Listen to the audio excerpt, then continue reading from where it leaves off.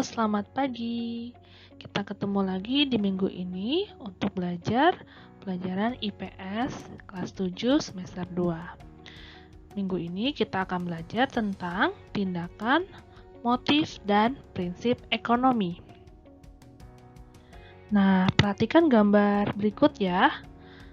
Kalian lihat ini adalah salah satu kegiatan ekonomi di pasar.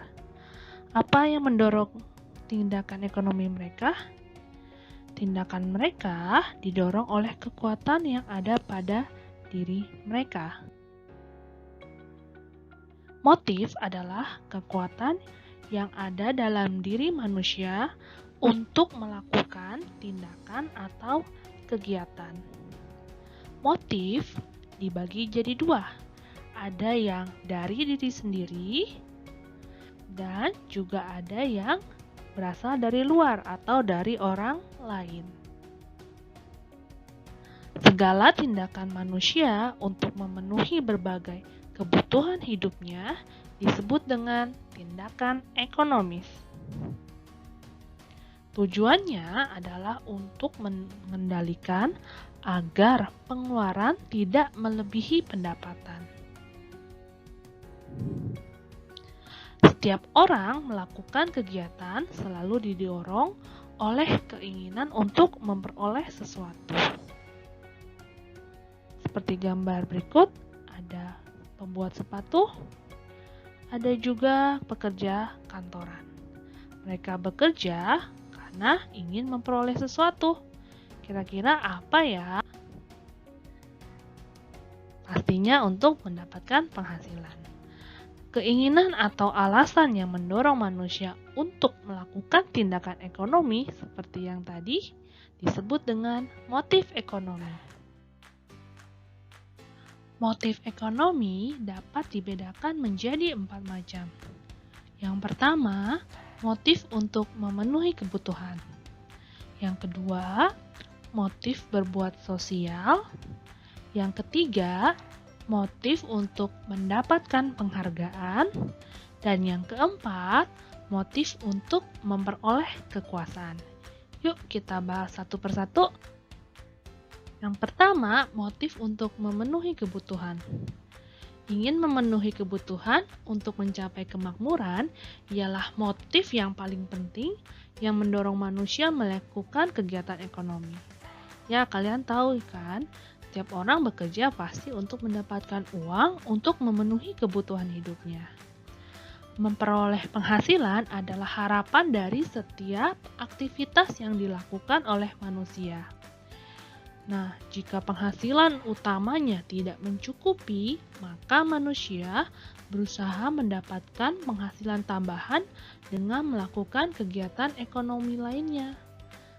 Pernah tahu kan? Di sekitar kalian ada nggak yang seperti itu?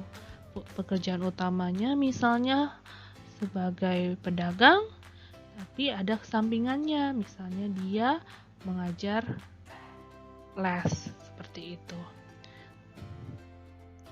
Nah, ini contohnya ya, ini ada yang kerja kantoran atau kerja sebagai karyawan, kemudian pada sore harinya dia bekerja sebagai supir Grab. Atau banyak penghasilan tambahan lainnya seperti mengisi survei atau membuat desain. Jadi mereka melakukan ini untuk mendapatkan penghasilan tambahan untuk memenuhi kebutuhan hidup mereka. Yang kedua, motif berbuat sosial. Selain ingin memenuhi kebutuhan, manusia juga punya keinginan untuk menolong orang lain atau ingin membantu sesama manusia. Contohnya ini saat ada bencana banjir, manusia melakukan kegiatan untuk membantu orang lain. Ini juga seperti itu. Motif yang ketiga adalah motif untuk mendapatkan penghargaan. Nah, bukan sekedar ingin mendapat pujian atau piagam, tetapi seseorang melakukan kegiatan juga ingin mendapatkan status sosial yang lebih tinggi dari masyarakat sekitar. Contohnya, misalnya kamu belajar dengan rajin untuk memperoleh prestasi, maka setelah itu kamu akan mendapatkan penghargaan pada saat laporan hasil belajar akhir semester atau akhir tahun keluar. Nah, penghargaannya bisa dapat berupa ranking atau piala seperti itu. Nah, motif ekonomi yang selanjutnya adalah motif untuk memperoleh kekuasaan. Manusia kadang tidak puas terhadap apa yang diperoleh, sehingga terus melakukan kegiatan dan mengembangkan usaha. Jadi contohnya pengusaha toko A. Awalnya dia punya satu toko, kemudian dia masih tidak puas, dia mulai mengembangkan usahanya sehingga dia bisa menguasai. Misalnya menguasai peredaran makanan ayam yang paling enak seperti itu, KFC, McD itu franchise. Nah, kemudian prinsip ekonomi. Apa sih prinsip ekonomi? Nah, berikut adalah pengertian-pengertian dari prinsip ekonomi. Yang pertama adalah usaha untuk mendapatkan hasil tertentu dengan pengorbanan yang sekecil mungkin. Dengan pengorbanan yang kita keluarkan untuk mendapatkan hasil yang sesuai dengan harapan. Berusaha dengan alat yang tersedia, jadi pakai alat yang ada, pengorbanan yang seminimal mungkin untuk memperoleh hasil yang maksimal. Dasar berpikir manusia yang digunakan untuk melakukan tindakan ekonomi. Nah, jadi para pengusaha mereka menjalankan usahanya dengan menerapkan prinsip-prinsip ekonomi seperti ini. Jadi mereka berusaha mengorbankan sesuatu seminimal mungkin, tapi mengharapkan hasil semaksimal mungkin. Itu adalah prinsip ekonomi. Efisien dan efektif. Artinya apa sih? Jadi prinsip ekonomi itu berhubungan dengan efisien dan efektif. Efisien artinya kegiatan yang dilakukan tepat untuk mencapai target tertentu, dan efektif artinya kegiatan yang dilakukan adalah kegiatan yang benar. Gitu. Nah, penerapan prinsip ekonomi ada di berbagai bidang dalam berbagai kegiatan. Pertama adalah kegiatan produksi.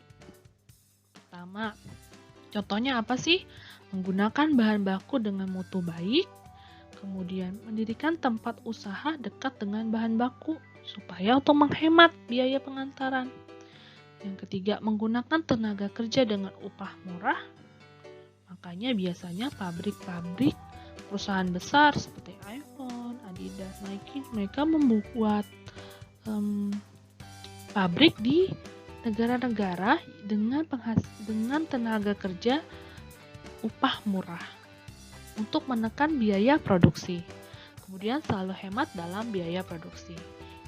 Ya, keempat ini adalah contoh penerapan prinsip ekonomi dalam kegiatan produksi.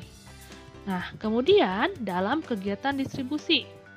Pertama, menyalurkan barang dengan prinsip tepat sasaran, waktu, dan tempat. Jadi dalam distribusi, prinsip ekonominya dipakai.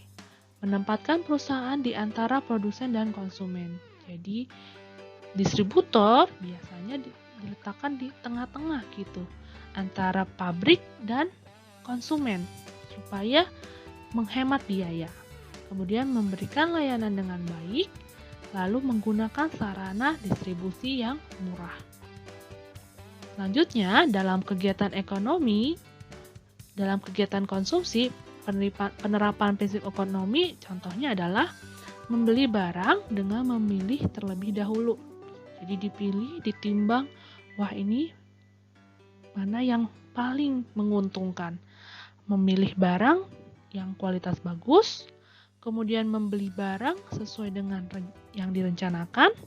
Jadi sebelum belanja nih, misalnya ibu kalian atau ayah kalian membuat dulu daftar apa yang akan dibelanjakan, sehingga tepat sasaran. Kemudian membuat daftar kebutuhan berdasarkan skala prioritas tiap awal bulan. Oke, terima kasih. Untuk minggu ini kita belajarnya sampai sini dulu. Nanti kalian kerjakan ya tugas yang ada di Google Classroom atau SSC. Bye.